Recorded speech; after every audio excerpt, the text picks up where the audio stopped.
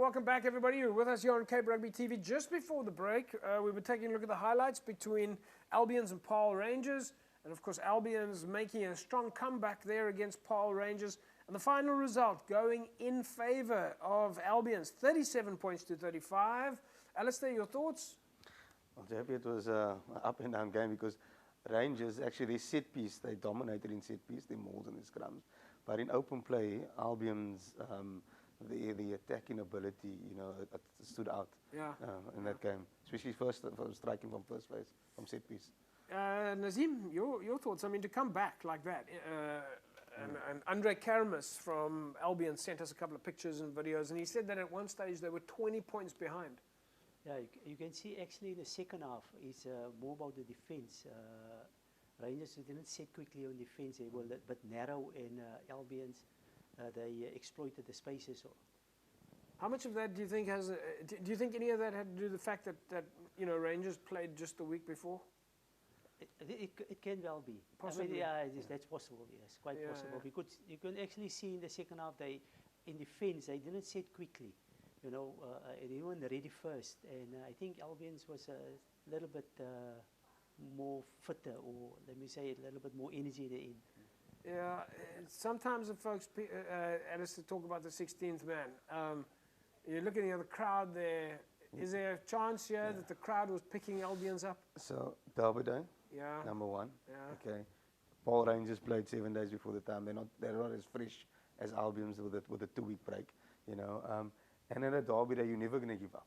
Your crowd's behind you. They give you that extra energy to dig deep and fight, fight till the end. And one or two tries and you're back in the game and your tails are up, and then it's who wants it the most. All right, folks. Well, congratulations then to Albions. You've got the bragging rights over Paarl Rangers. Of course, more happening in the Paarl region this weekend. We'll talk about that a little bit later. And of course, promotion, relegation also. And we're going to talk about the sevens, the SCORE Western Province Club Rugby Sevens. But more recently, you will know that it was the league championships playing out at City Park, and a lot of folks have asked us that they want to see some of those highlights one more time. And of course, now with Alistair and Nazim here, we can take a look at some of those highlights. So we're going to first take a look at the highlights from Super League C. And this was, of course, Macassar against Primrose. It was a big day at City Park. Let's take a look.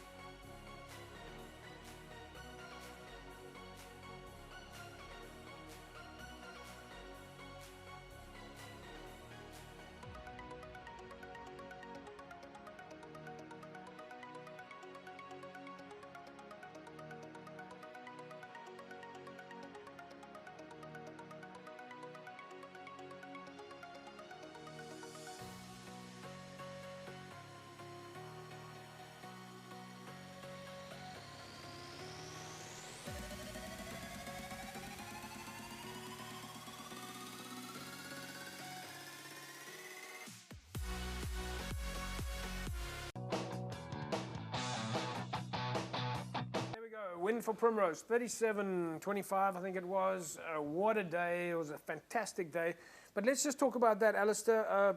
Obviously, Ricky, Primrose, he'll be very happy with, with their progress over the last few years.